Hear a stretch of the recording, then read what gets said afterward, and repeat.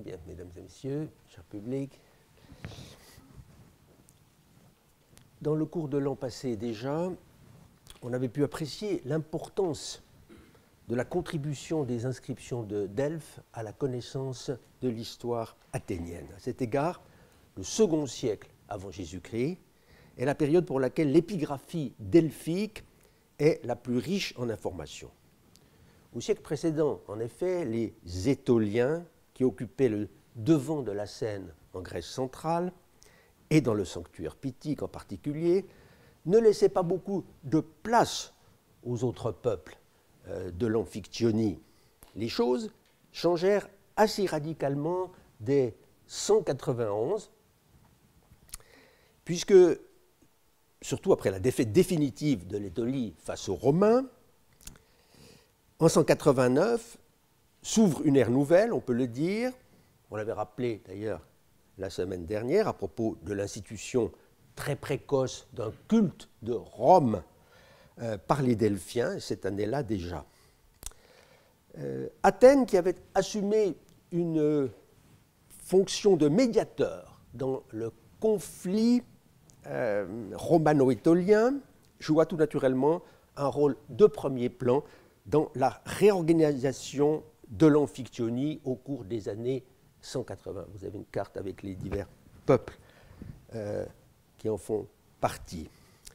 Je ne reviens pas sur les diverses missions accomplies à Rome par des ambassadeurs d'Athènes appartenant aux familles les plus distinguées de la cité.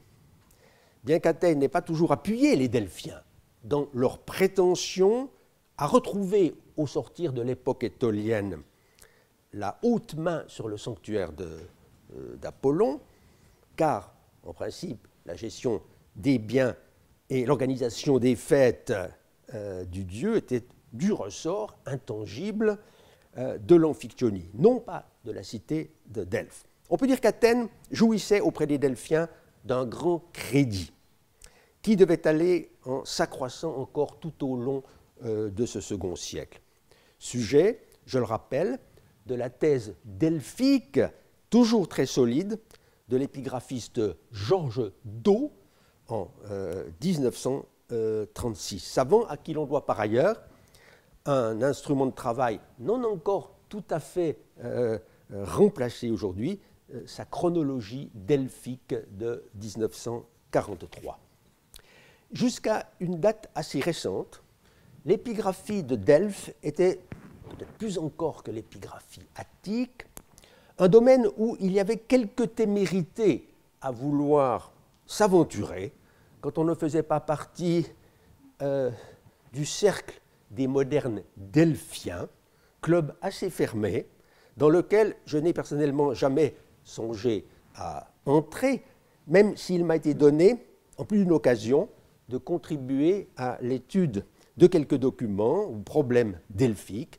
Cela grâce en particulier aux encouragements, voici un quart de siècle, du devin irréprochable delphien de race, qui était le très regretté Jean Bousquet.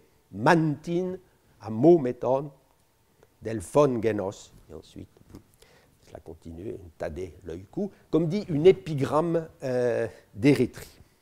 Cette difficulté tenait en particulier au fait que les très nombreuses inscriptions découvertes à partir de 1892 dans les fouilles de l'école française d'Athènes avaient certes été réunies, pour un bon nombre d'entre elles, en deux grandes publications, mais concurrentes plutôt que complémentaires l'une de l'autre.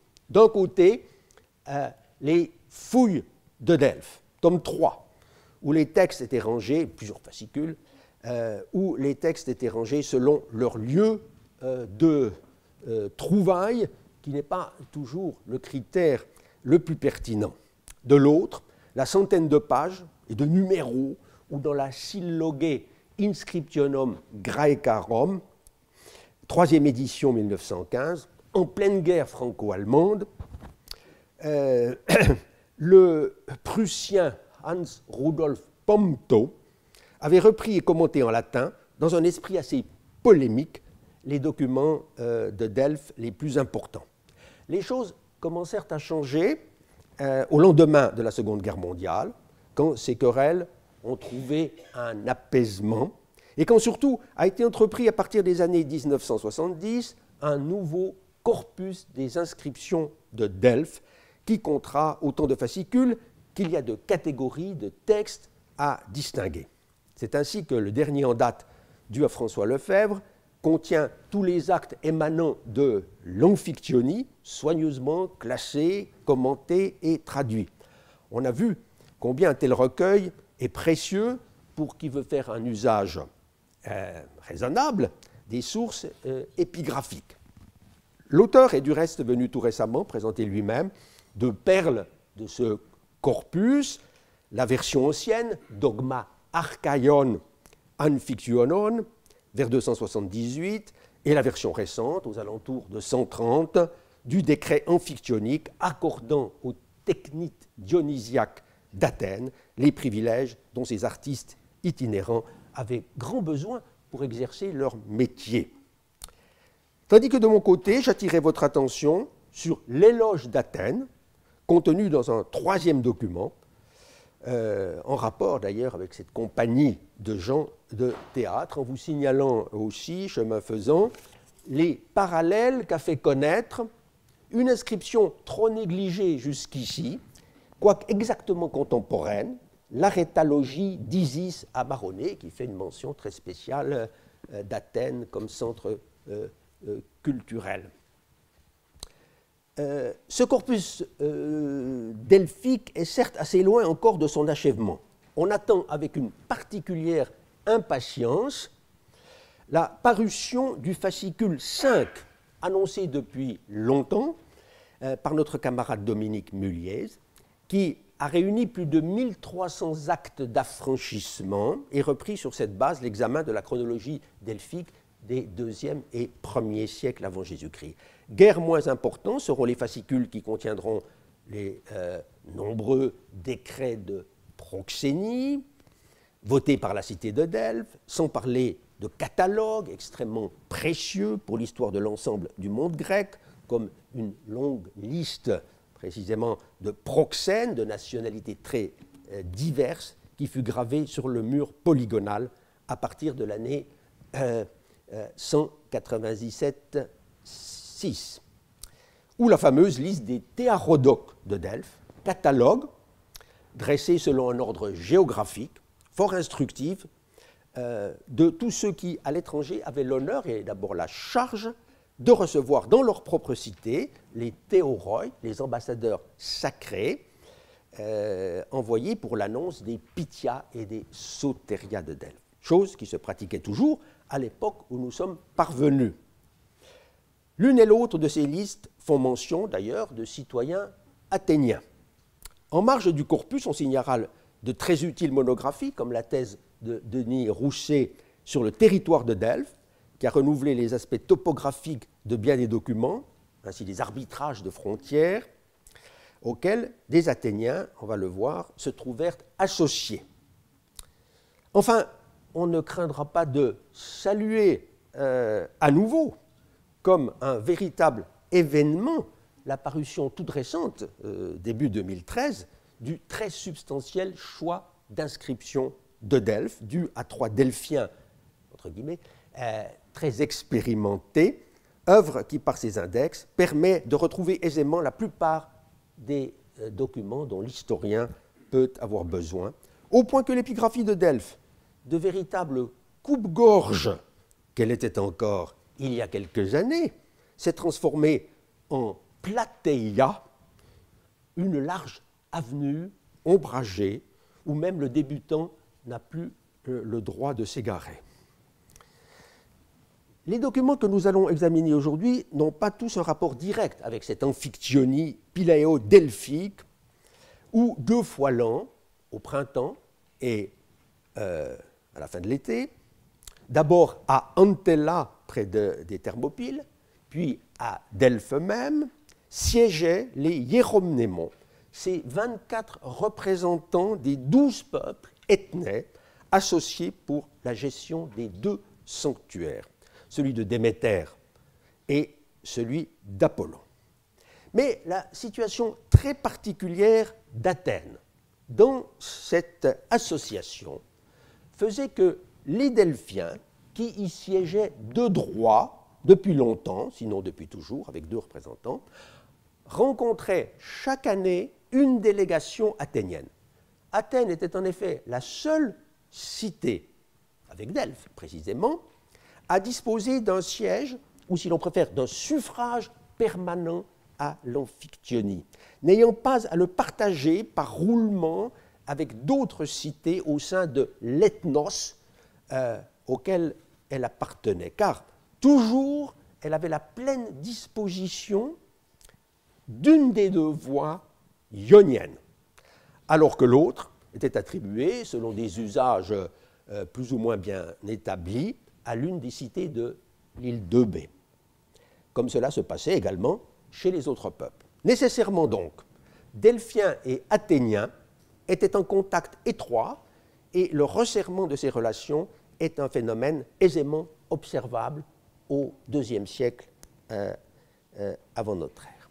Si encore une fois, on fait abstraction des épisodes liés à la réforme de l'Amphictyonie vers le milieu des années 180, sujet déjà traité dans le cours de 2012, le premier document qui doit nous intéresser est un décret de proxénie, un décret honorifique, voté par les Delphiens pour l'Athénien Apollodoros. Il est dans votre dossier.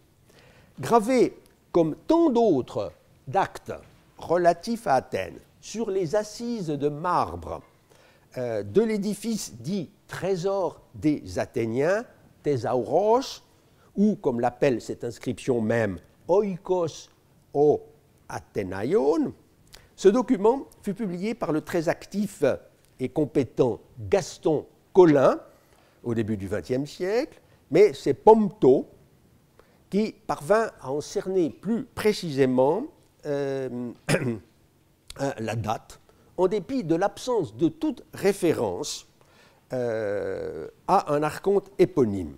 Il le rapprocha en effet d'une autre inscription, un décret pour des arbitres rhodiens, où les mérites des personnages honorés étaient évoqués en termes très semblables, mais avec quelques précisions supplémentaires bienvenues. Dans les décrets pour l'Athénien, il est dit, vous le voyez seulement, si l'on peut dire, mais ce n'est pas pour autant banal, qu'étant venu à l'appel des Delphiens, qu'il avait mandé par l'intermédiaire des envoyés de la cité, Paracléteis, Apoton apestalmenon upotas polios, on notera au passage l'usage subtil des prépositions, apo, upo. Il s'était dévoué donc sans compter pour permettre à la cité de l'emporter dans l'action judiciaire portant sur les domaines sacrés et sur le territoire disputé. Entoi agonixastai, tepolei, tan chrysin, tan periton temeneon, kai tas amphilogu kouras.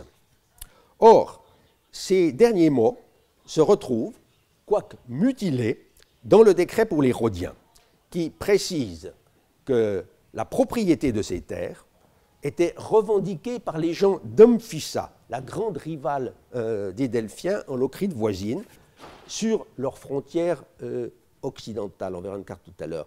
Rappelons que cette ville, dernier bastion de la résistance étolienne, avait subi 10 ans plus tôt de la part des Romains un siège mémorable.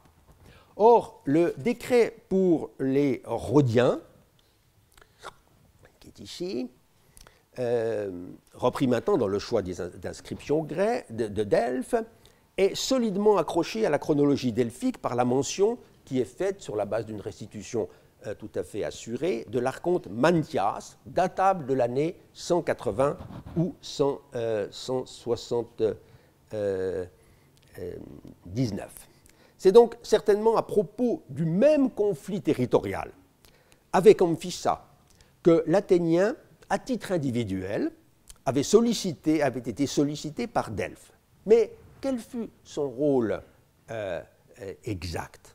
Dans sa thèse, Denis Rousset a fait de justes réserves sur la présentation un peu trop succincte, jusqu'à en devenir inexacte, que Christian Habicht a donné de cet épisode judiciaire dans Athènes hellénistique. Selon cet historien, qui ne faisait cependant qu'émettre une hypothèse parmi d'autres, l'Athénien Apollodoros serait intervenu en seconde instance, après que le cadre général de l'accord entre les deux cités eût été fixé par les arbitres rhodiens. Mais du décret voté en son honneur, il ressort qu'il fut en réalité une sorte d'avocat synagonistes, se rangeant clairement du côté des Delphiens. On a vu la phrase en question, ento sun agonixastaite polei.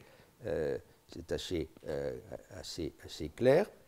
Alors, fournissant donc aux Delphiens peut-être des éléments utiles à faire pencher la balance en leur faveur. Ces terres ne faisaient certes point partie de ce que les sources littéraires et divers documents appellent la terre sacrée, Hiera Kora, dans l'ovale qui est dessiné là, celle qui appartenait à Apollon et se trouvait d'ailleurs dans un espace différent de celui des frontières avec Amphissa. Il ressort du travail de Denis Rouchet, qui a traité à fond de ces questions délicates, que la Kora Amphilogos de nos deux décrets, le territoire contesté, avec les domaines sacrés, les Téménais, dont il est question dans les deux documents, était quelque chose de différent, de plus circonscrit, mais pas moins disputé, en relation peut-être avec les mesures d'expropriation prises par le consul Acilius Glabrio, vainqueur justement des Étoliens 10 ans plus tôt. L'affaire était certainement très embrouillée. Il fallut faire appel donc à des experts qui étaient sans doute, tels qu'était sans doute notre Athénien, pour essayer de dénouer l'écheveau. Son mandat ne doit donc pas être mis sur le même plan que l'arbitrage proprement dit, confié de façon, il est vrai, un peu unilatérale aux Rhodiens. On voit ainsi que les Delphiens, sur deux plans à distinguer, s'en remettent aux ressortissants de cités jouissant alors d'un très grand prestige international et d'abord de la confiance des Romains, ce qui, il est vrai, dans le cas des Rhodiens, ne devait pas durer très longtemps. Cela dit, ni l'un ni l'autre des deux décrets ne prouve que l'affaire ait été réglée à satisfaction des deux parties au moment où ils furent votés par les autorités de Delphes. On prévoit en effet de faire escorter aussi bien l'Athénien que les 9 Rhodiens dans leur voyage de retour, Anacomida, Peritas Anacomidas, ce qui donne à penser qu'une menace pouvait peser sur eux dès qu'ils auraient franchi la frontière. Il se pourrait au surplus que l'Athénien n'ait été honoré que plusieurs années après les Rhodiens, puisqu'à la différence de ceux-ci, il ne figure pas dans la grande liste des proxènes, laquelle, en fait, a cessé d'être mise à jour à partir de 176. Ce serait un éventuel indice de date plus tardive pour le décret qui le concerne. Mais les Delphiens ont pu estimer aussi, car les Grecs ne sont pas toujours très formalistes, que son inscription dans la liste était superflue, puisqu'il s'était vu honoré individuellement par un décret gravé et exposé bien en vue, chose qui commençait à devenir plus rare. Quelques décennies plus tard, vers 140, on va voir dans un instant sur quoi repose cette datation, c'est au peuple d'Athènes, non pas à celui de Rhodes ou d'un autre Étien, que fut confié le soin de constituer un tribunal arbitral, un dicasterion, pour délimiter tout un secteur des frontières de Delphes avec ses voisines phocidiennes. Le dossier, ici encore, avait été gravé sur des blocs du trésor des Athéniens, ce qui, à lui seul, suffirait à prouver qu'Athènes était d'une façon ou d'une autre impliquée dans cette affaire. Je crois que vous avez ce texte aussi dans le dossier. Le fragment le plus important ne fait certes aucune mention des arbitres et de leur nationalité. Il s'agit d'une description minutieuse du tracé de la frontière, comme on en connaît un certain nombre dans le monde grec, qui font ces documents qui font la joie, parfois aussi le désespoir, des épigraphistes ayant du goût pour la géographie historique et la microtopographie, puisque ces documents peuvent, dans le meilleur des cas, conserver le souvenir de réalités physiques aujourd'hui encore identifiables sur le terrain. C'est le cas d'une partie au moins de cette délimitation qui dessine ou redessine la frontière entre Delphes d'une part et les deux petites cités phocidiennes de Phlygonion et d'Ambrissos d'autre part.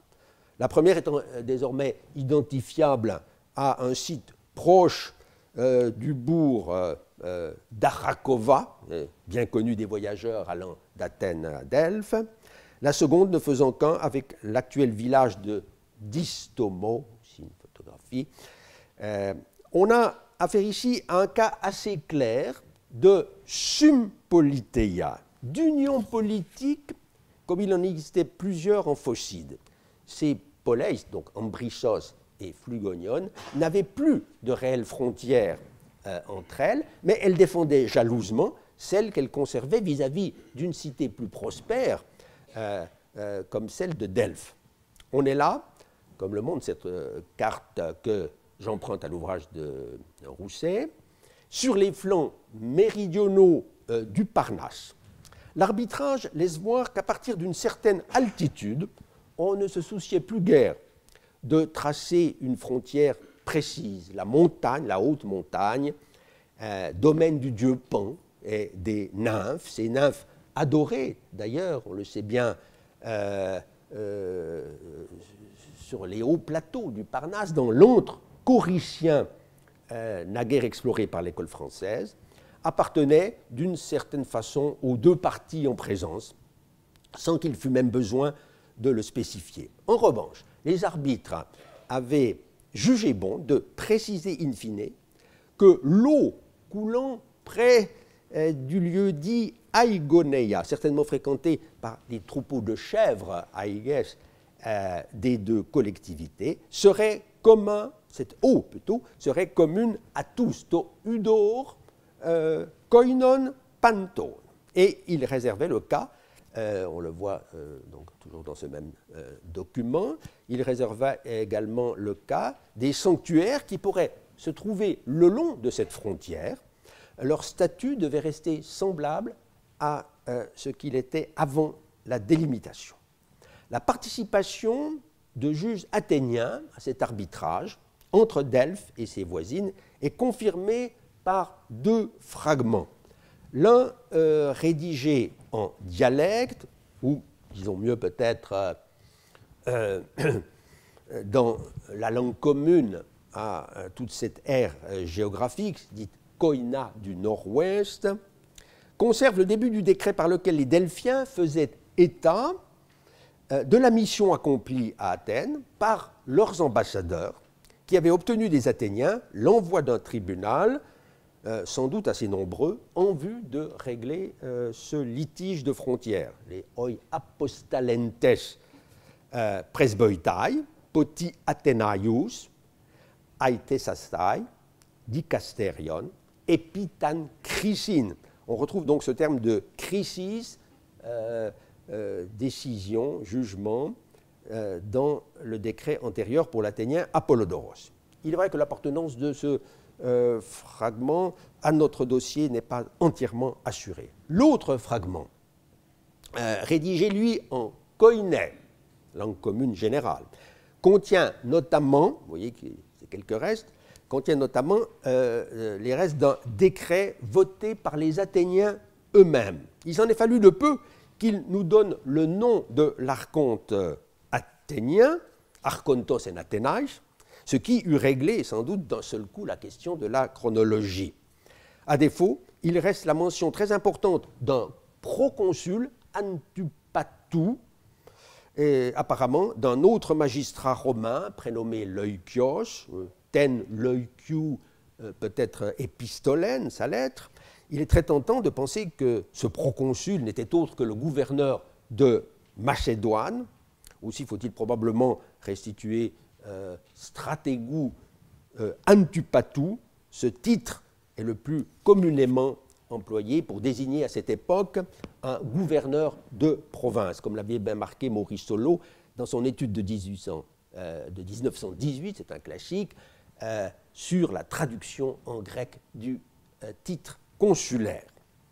On a vu la semaine dernière que cette province de Macédoine, créée en 148, s'étendait sur une grande partie de la péninsule balkanique. Certes, la région du Parnasse n'en faisait pas formellement partie, mais le proconsul qui dirigeait cette province avait un œil sur l'Hellade. Il intervenait en particulier dans les affaires des peuples qui s'étaient soulevés aux côtés des Achéens, peu d'années avant. Il n'est pas sûr toutefois que ce soit lui qui ait eu l'initiative de désigner Athènes comme arbitre. Les Delphiens eux-mêmes pourraient lui avoir soufflé, suggéré ce choix. L'inscription prouve à tout le moins que ce magistrat eut à donner son approbation. Il a un droit de regard. Cette mention du gouverneur romain constitue également, bien entendu, un indice chronologique qui, combiné avec le critère paléographique, autorise à mettre l'inscription peu après, justement, le tournant de 146. Les Athéniens sont alors dans les meilleurs termes avec les autorités romaines, puisque le Sénat vient de reconnaître leur souveraineté sur les îles de l'Égée septentrionale, un instant menacé par le soulèvement du pseudo-Philippe et par la création de la province de Macédoine elle-même. Si du moins j'ai eu raison d'interpréter dans ce sens le décret de la communauté athénienne de Myrina à Lemnos, datable, on l'a vu, on le verra encore, de l'an 145 seulement. Dans cette espèce de musée épigraphique qu'est le trésor des Athéniens, se trouvent plusieurs autres documents qui ont trait aux relations entre Athènes et Delphes vers la fin du second siècle.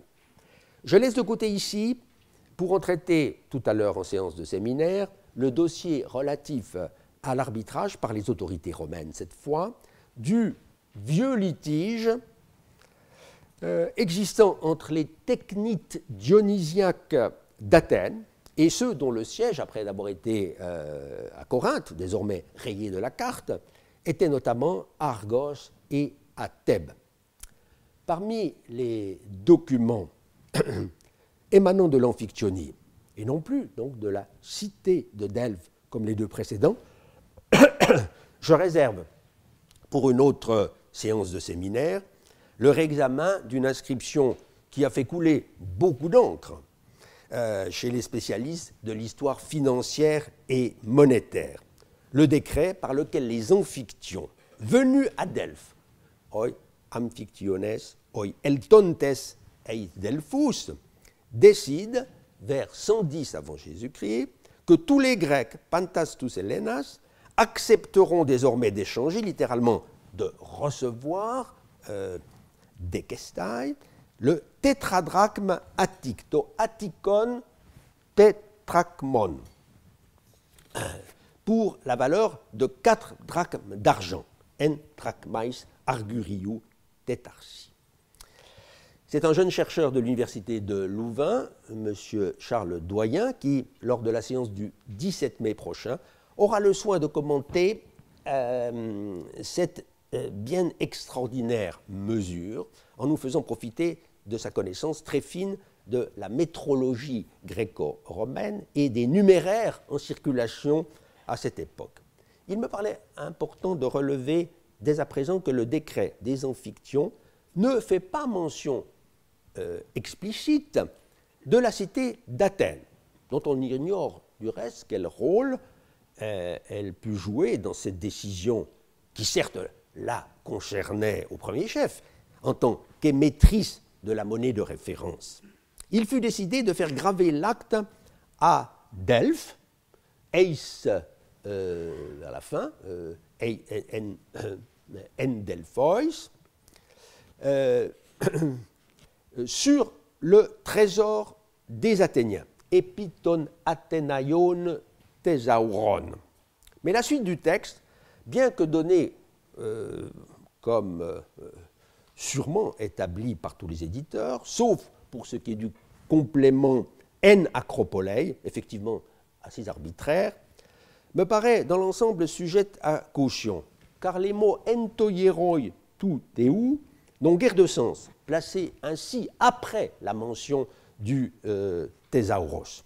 Rien n'assure une exposition du décret à Athènes et encore moins sur l'acropole. Cette restitution ne s'appuie en effet que sur le grand décret amphictyonique pour les technites d'Athènes, dont il était normal qu'un exemplaire fût exposé à Athènes et sur l'acropole même, puisque ce texte non seulement se rapporte directement à la cité des technites, mais qu'il en fait, on s'en souvient, un éloge dithyrambique.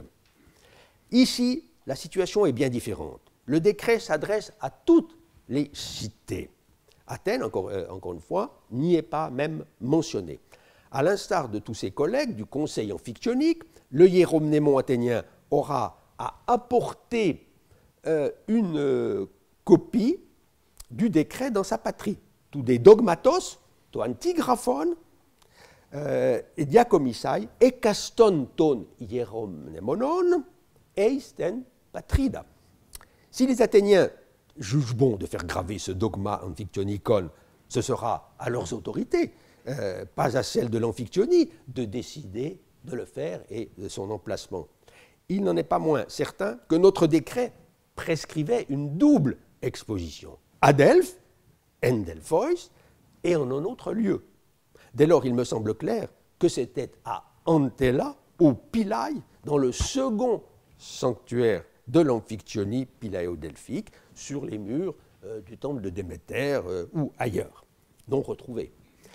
À Delphes, le bel édifice de marbre construit au 5e siècle avant Jésus-Christ par les Athéniens, vainqueurs des Perses, était devenu, à la basse époque hellénistique, une espèce d'épiphanestatos topos, de lieu d'exposition tout à fait privilégié, car outre qu'il était admirablement situé en bordure de la voie sacrée, il offrait aux ciseaux des lapicides des surfaces lisses d'un excellent marbre.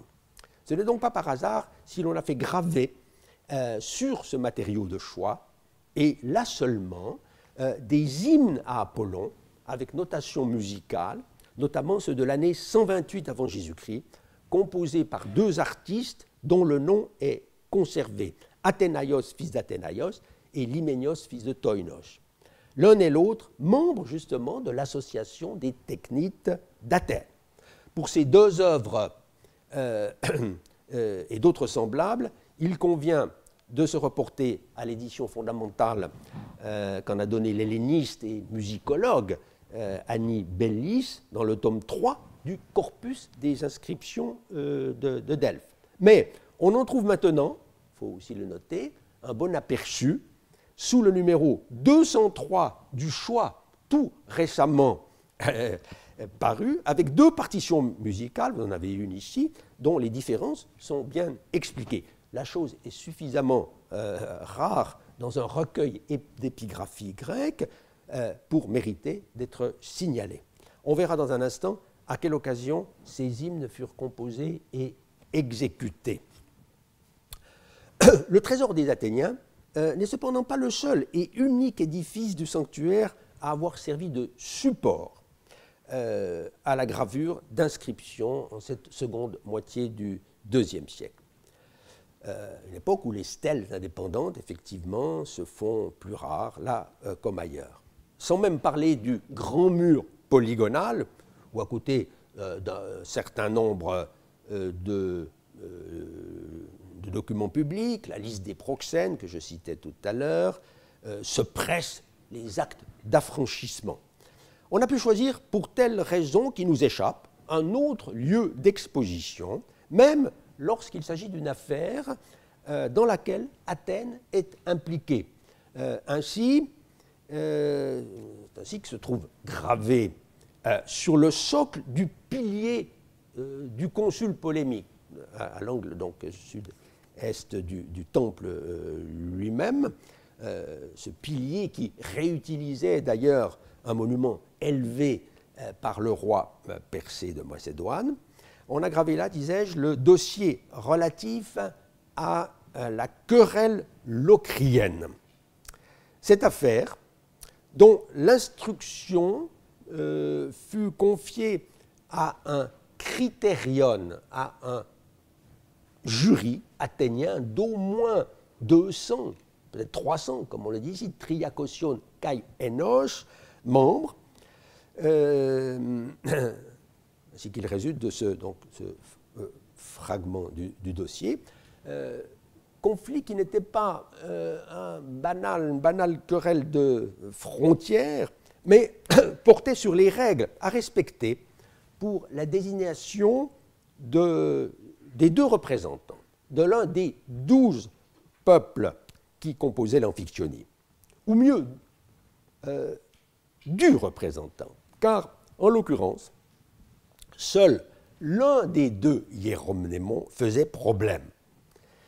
Il vaut sans doute la peine d'en dire quelques mots, non seulement parce que c'est un témoignage supplémentaire de la présence athénienne à Delphes en cette seconde moitié du IIe siècle, mais aussi parce que la chose est révélatrice des préoccupations politiques qui agitaient le petit monde des cités grecques en cette époque, ou à la faveur de la paix relative que Rome imposa en 146, on pouvait déployer énergie et talent à faire valoir des droits qui étaient consubstantiels à l'identité de chacune des poleis, petites ou grandes. Des querelles toutes semblables, en effet, ont surgi alors au sein d'autres peuples amphiktoniques. Le hasard nous a ainsi conservé les vestiges d'un dossier eubéen qui ne fut pas moins complexe et qui a suscité l'intérêt de plusieurs historiens, dont je me trouve être, un peu par la force des choses. Mais je n'en dirai rien ici, me concentrant sur le cas des Locriens, puisque la cité d'Athènes fut sollicitée, au moins à 2 reprises, de contribuer au règlement de cette épineuse affaire. Le peuple des Locriens se subdivisait depuis longtemps en 2 sous-unités tout à fait distinctes. Les Locriens dits Ojol à l'ouest, Espérioi, à l'ouest de Delphes, non, et les Locriens de l'Est, séparés de leurs frères occidentaux par toute la largeur de la Phocide. Ce sont ces derniers qui se disputèrent au sujet de la pséphos, de la voie amphiktonique dont ils disposaient collectivement. Mais comment expliquer que la querelle n'est opposée que 2 des cités de cette Locride orientale, à savoir Tronion et Scarphée, et que le désaccord est porté seulement au témoignage explicite du procès-verbal des juges sur la 3e part de Triton Méros, de ce que le dossier appelle la hieromnamosuna, la représentation au conseil des hiéromnémons. Les 2 choses sont évidemment liées, même si les commentateurs omettent trop souvent de le dire. En effet, l'enjeu du débat est la façon dont sera désignée une année sur 3, c'est du moins ainsi que je comprends les choses, le représentant des Locriens épicnamidiens, ceux qui sont dans le grand ovale près du mont Cnémis, c'est-à-dire de la région située donc, non loin des Thermopyles, porte de la Grèce qui marquait la limite septentrionale de la Locride. Cela implique qu'à intervalles réguliers, ce seront les Locriens dits hypocnémidiens, autour de la ville d'Oponte, Opus, Atalandie, qui obtiendront l'honneur de présenter à l'Amphiktyonie le peuple des Locriens de l'Est. Or, comme la cité d'Oponte était indiscutablement la métropole de tous ces Locriens, elle devait avoir le privilège, à cette époque tout au moins, de désigner le hieromnémon qui serait en place l'année des Pythias de Delphes. Autrement dit, tous les 4 ans. Tous les 4 ans. Ne restait donc pour les épiques némidiens que les 3 autres années du cycle quadriennal. La position défendue par les gens de Tronion était la suivante. Ils avaient acquis un droit à la hieromnamosuna une fois sur 3, cela en fonction d'une espèce de clé de répartition, puisque, disait-il, ils assumaient également le tiers de la fourniture du petit bétail pour le sacrifice commun des Locriens. Mais les gens de Scarpheia ne l'entendaient pas de cette oreille. Ils estimaient que, selon l'usage ancien, la désignation devait se faire à chaque fois entre tous les épiques némidiens, sans privilège octroyé aux gens de Tronion, une année sur 3. Le procès-verbal des juges, document très original, qui nous est parvenu presque complet, mis à part une amputation assez bénigne dans l'angle supérieur gauche du bloc, nous fait assister à une espèce de joute, document que vous avez ainsi dans votre dossier, entre les deux villes qui, par l'intermédiaire de leurs ambassadeurs respectifs, s'interpellent avec beaucoup de vivacité. Tronion s'exprime même à la première personne du singulier. Il me revient le tiers de la représentation amphictyonique. Et après avoir développé ses arguments, elle conclut. Il faut que je reste seule maîtresse de la part qui me revient. Caidei kratein, aimé, kai curioien, tout emin, et puis balontos, mereos. Et de fustiger alors son adversaire. Toi, ô cité de Scarphée, tu m'opposes des allégations artificieuses et malfaisantes. Tout des polyscarphéon, antipoieisai, kakopragmonos, katasophizomena. Les représentants de Scarphée paraissent avoir fait preuve de plus de retenue et d'un peu moins de rhétorique.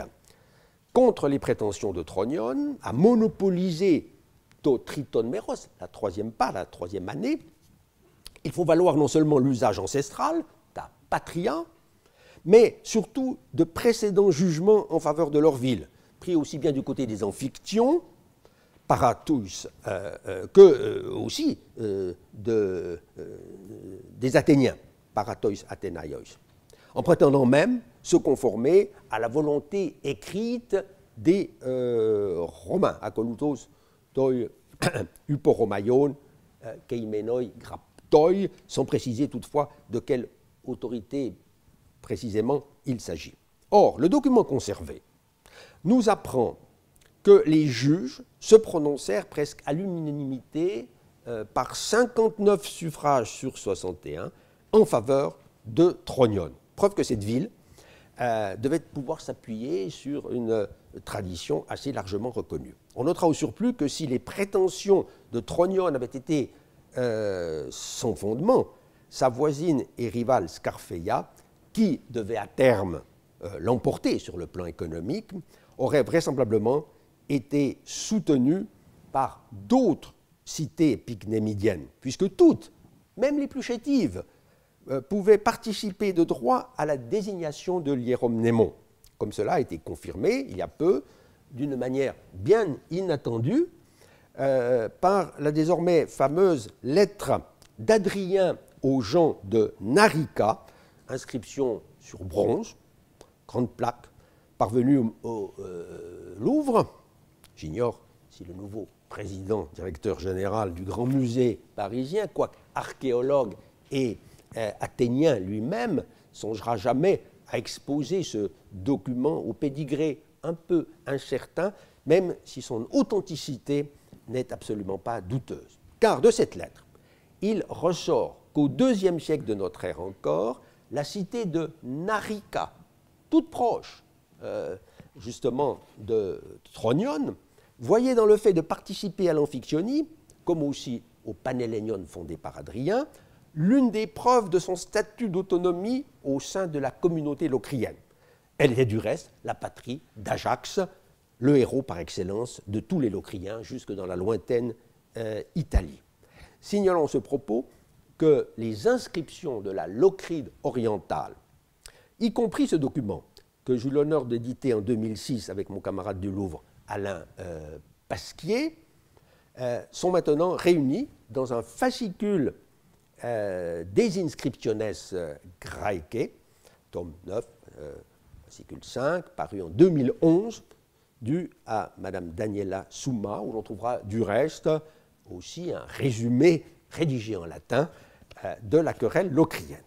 Avant d'en venir au dossier de la Pitaïde pour conclure cette leçon, je voudrais, comme annoncé dans mon programme, faire un bref détour par une ville de Phocide, peu éloignée de Delphes, à savoir Styris, qui était située à l'emplacement, ou peu s'en faut, du célèbre monastère d'Osios Loukas. C'est d'ailleurs lors de la réfection de cet édifice byzantin, en 1957, que fut repéré un bloc inscrit qui avait échappé jusque-là à l'attention et qui se révéla être le reste d'un décret athénien. Publié en 1971 par l'Américain Eugen Vanderpool, excellent connaisseur de l'Attique et plus généralement de la Grèce centrale, ce décret, donc cette pierre, était certes très incomplet, mais il témoignait de relations diplomatiques nouées au IIe siècle avant Jésus-Christ entre cette petite cité de Phocide et la grande cité d'Athènes, qui décidait, donc Athènes, de décerner l'éloge aux 3 ambassadeurs venus de la part des Styriens, de leur octroyer une couronne pour la façon dont ils s'étaient comportés durant leur séjour à Athènes, conduite belle et digne des 2 cités, Epito Pepoiestai, Tente epidemian, Kaiten allen anastrophen, Euskemona, Kai axian, Ekateron, ton Poléon. Mais le plus notable se trouve à la dernière ligne, où il est stipulé qu'un Athénien, en particulier un citoyen du dème de Rhamnonte, aura à convier ses ambassadeurs à la cérémonie d'accueil, dite xénia pour les étrangers, et cela dans le cadre de ses fonctions, ayant été élu à main levée pour l'accueil des amis et des alliés. Ton kekeirotonomenon, epi tenapodoken, ton philon, kai summakon. À la suite du premier éditeur, Christian Habicht a noté dans Athènes hellénistique que ce titre était une nouveauté au point de vue des institutions athéniennes. Un tel préposé à l'apodoké non seulement est absent du tableau des magistratures données par l'Athénaïon Politeia aristotélicienne pour le milieu du IVe siècle, mais il ne figure dans aucune inscription attique, y compris celle du IIe siècle, pourtant assez nombreuses, tant avant qu'après 167. Ce qui montre une fois de plus que notre information reste incomplète, même pour la mieux connue des cités grecques. Dans un article écrit précisément en hommage à ce savant, à Habicht, dans ce recueil, notre jeune collègue de Montpellier, Éric Perrin-Samina-Dayar, a repris l'étude de ce décret qu'il doit insérer dans le fascicule 6 en préparation du nouveau corpus de l'Attique. Il ne fait pas de doute en effet que ce document est postérieur à 167. L'écriture suffirait sans doute à l'indiquer si le titre même que porte Héracone de Rhamnonte, lequel est d'ailleurs impossible à identifier en toute certitude en l'absence d'un patronyme, n'était pas révélateur d'un état assez avancé des relations ou de l'évolution de ces rapports entre Athènes et Rome. La notion d'apodoké, d'accueil solennel, est certes ancienne dans le vocabulaire politique, Et j'en relevais naguère un exemple en partie méconnu dans un décret de Samoche aux alentours de 320. Mais l'élément nouveau, c'est la formule oi philoi kai summakoi. Elle est clairement un calque du latin amici et socii. Éric Perrin a donc parfaitement raison de mettre la création d'un poste de préposé à la réception officielle des amis et alliés en relation avec l'intensification, là je remonte l'inscription, l'intensification des relations d'Athènes avec les Romains après le tournant de 167. Démonstrative à cet égard est la formule, et il a donné une liste d'ailleurs tout à fait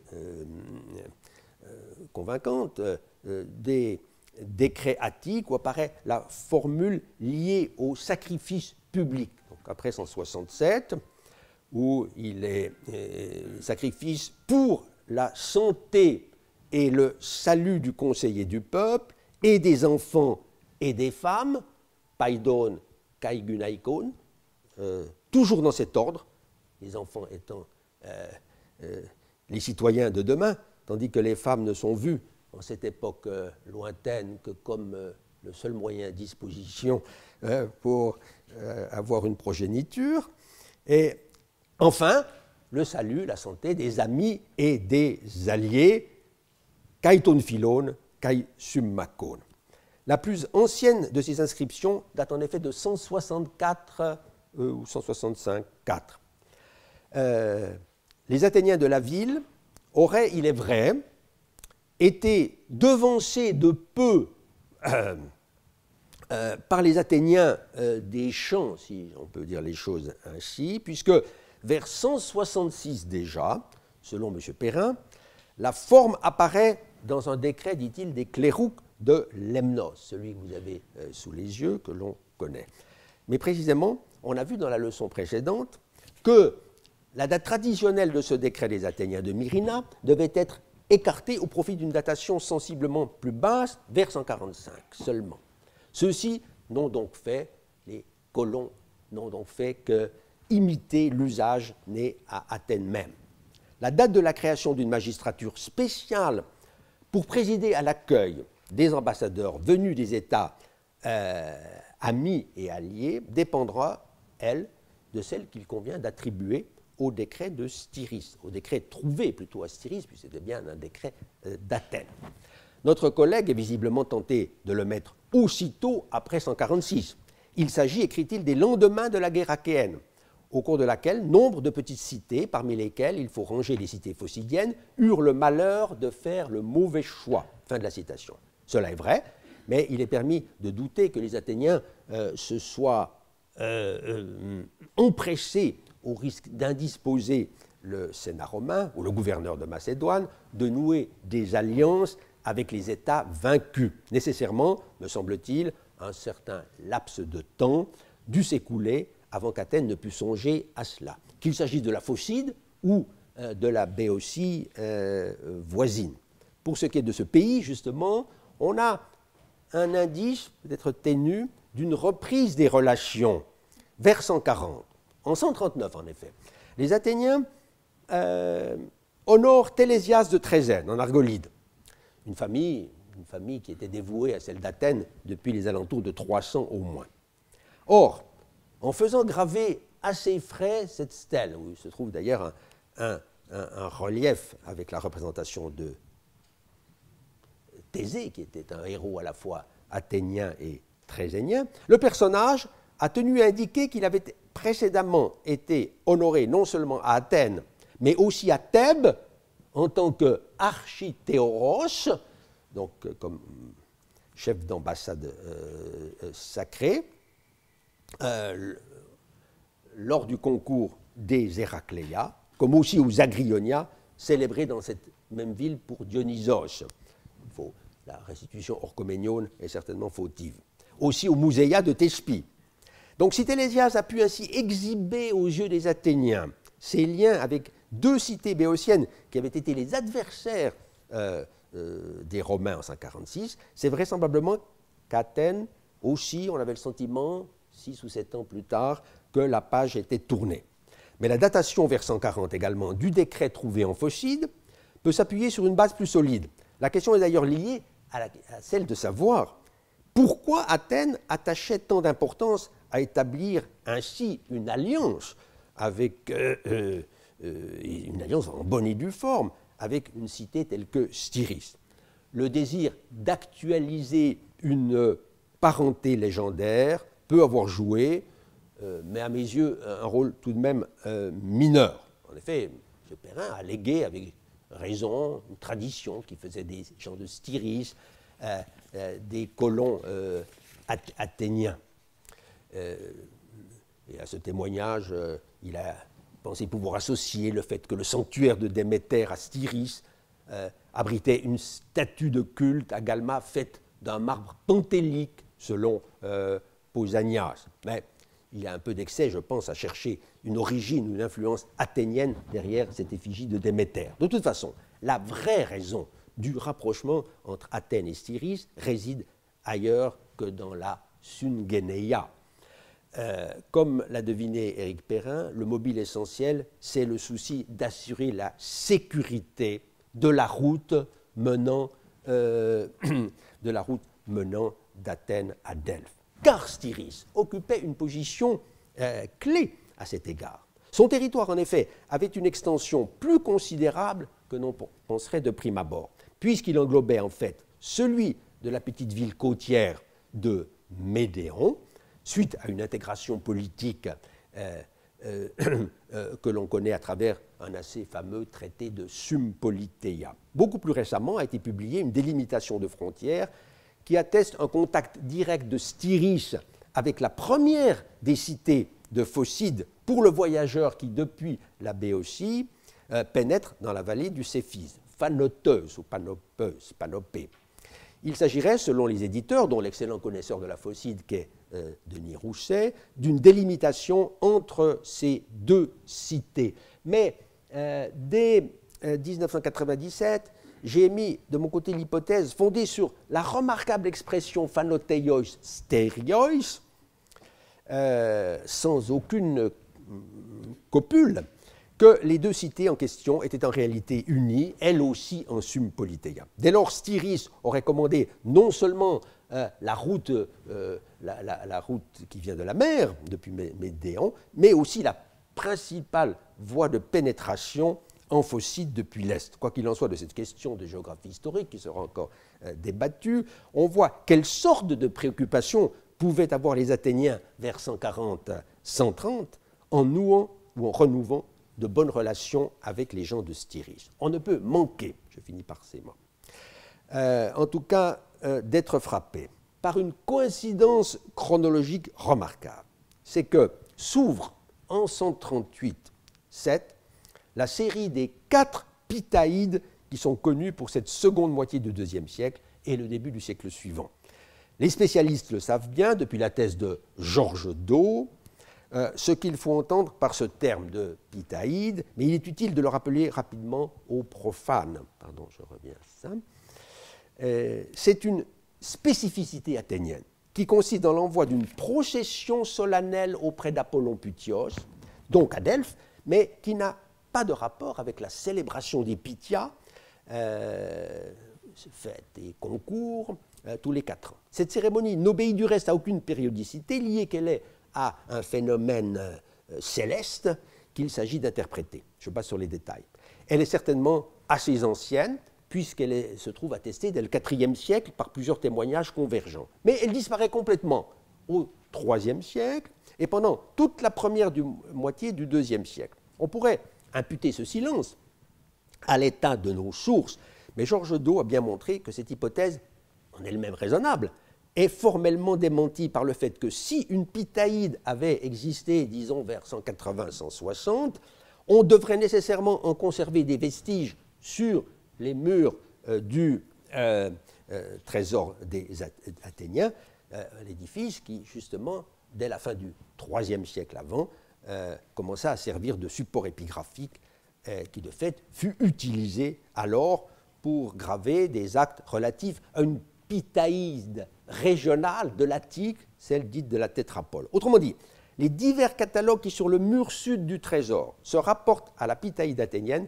marquent bien un commencement, ou plutôt, disons, un rétablissement d'un rite grandiose, interrompu depuis 2 siècles, pour raisons politiques assez aisées à imaginer. Or, la procession de ces dizaines de magistrats, de prêtres, puis d'éphèbes, de technites, à partir justement de l'année 128, la deuxième pitaïde, exigeait que la sécurité de la route d'Athènes à Delphes fût garantie.